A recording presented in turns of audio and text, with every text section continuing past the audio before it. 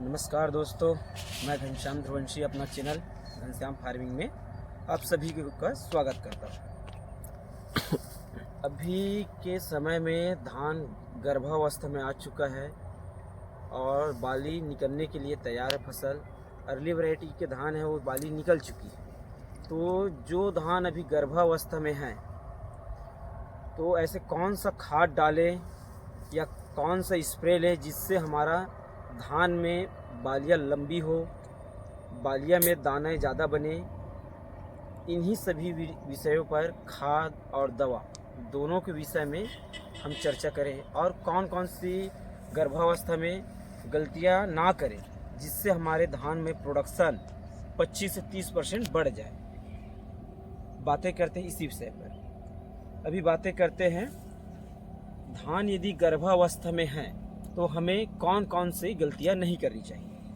यदि हम लोगों का धान यदि गर्भावस्था में है तो हमको एनपीके जो आता है, एनपीके खाद, उसको किसी भी कीटनाशक या फफूंदीनाशक या टॉनिक के साथ मिक्स करके नहीं डालना चाहिए।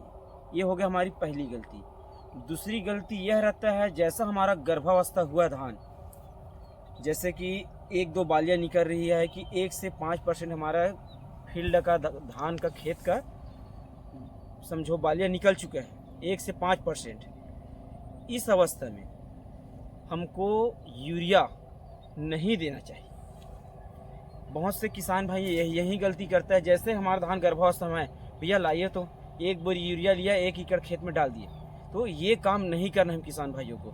यदि आपके क्रॉप में तना छेदक, गलघोटू या लाई जो आता है, पीलापन, जो दाने में पीलापन हो जाता है, उसको यदि नज़दीक समझो अपने क्रॉप के लिए नज़दीक नहीं आने देना है तो आपको, जैसे आपका धान गर्भावस्था 1 से 5% बालियाँ निकल गया है या निकलने वाली होगी, तब इस अवस्था में आप लोगों को यूरिया नहीं देना चाहिए। और एक तीसरी गलती रहता है जिसको बोलते हैं हम लोग, जैसे समझो अपना बालिया समझो पूरा निकल जाता है, जैसे कि अभी इस क्रॉप में हम लोग ये अर्ली वैरायटी महमाया धान है, इस अवस्था में भी हम लोगों को खाद नहीं देना चाहिए। ये लमसम, थोड़ा कैमरा जूम करके दिखाना भाई, ये धान लमसम 75 या 90% धान पूरा निकल चुका है। इसमें अब समझो दाना बनना स्टार्ट हो चुका है। तो इस कंडीशन में भी हमको खाद नहीं देना चाहिए। पूरा दिखा दे भाई फील्ड को। इस अवस्था में भी हम लोगों को खाद, यूरिया खाद नहीं देना चाहिए।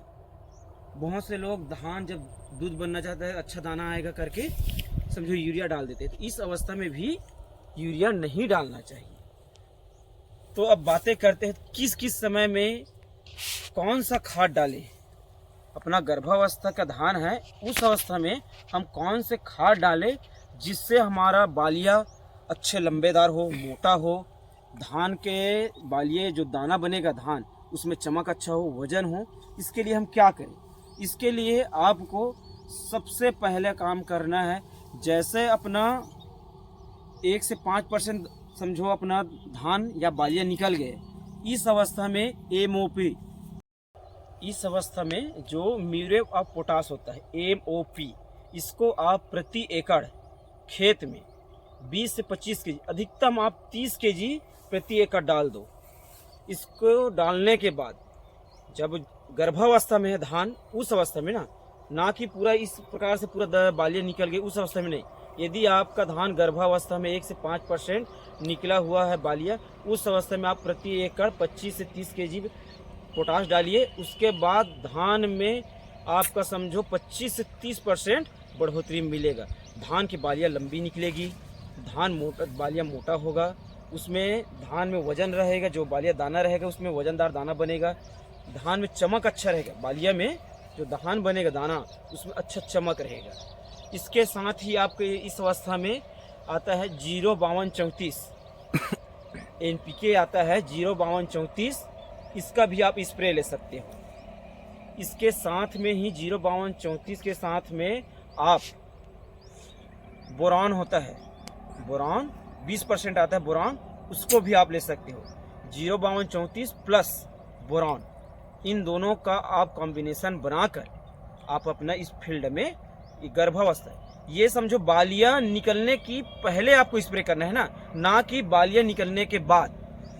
05234 प्लस बोरान का आप स्प्रे करिए, इससे आपकी बालियां अच्छा लंबी, मोटा और वजनदार बालियां बनेगा। तो इसमें डोज क्या होना चाहिए 05234 और बोरान का, तो आप 05234 1 kg प्रति एकड़, 1 से 1.5 kg प्रति एकड़, और बोरान को 100 ग्राम से 100 से 150 ग्राम प्रति एकड़ आपको 100 से 150 लीटर पानी में घोल बनाकर आप प्रति एकड़ स्प्रे कर सकते हैं। ये होता है 05234 और बोरान का डोज। इससे आप स्प्रे कर दो, बालियां जैसे ही आपका निकलने के लिए खेत या गर्भावस्था में आपका खेत या फील्ड है उस अवसर में स्प्रे कर दो। 100% आपका फसल 20 से 30% बढ़ोतरी के साथ वजनदार बालियां निकलेगी।